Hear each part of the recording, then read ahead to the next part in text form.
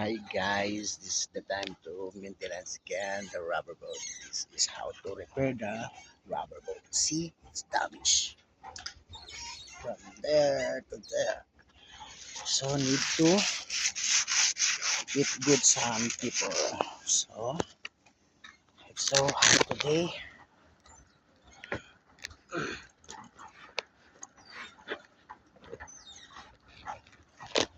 It's the time to repair.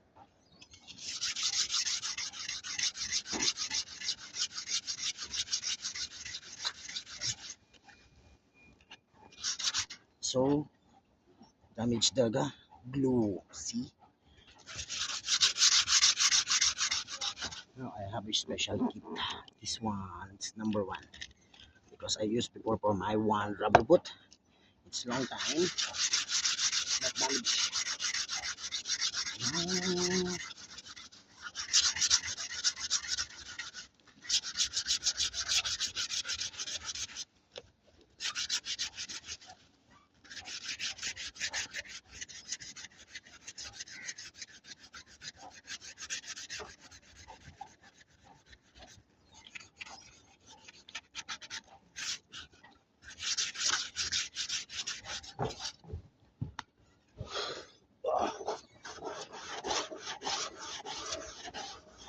This is the job.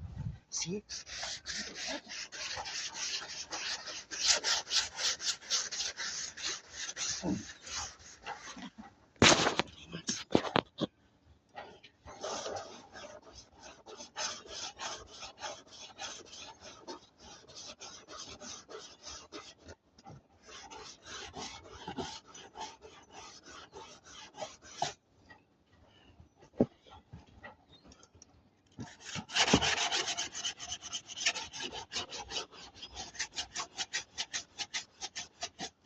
After finish this one, need to apply the acetone to remove every dirt.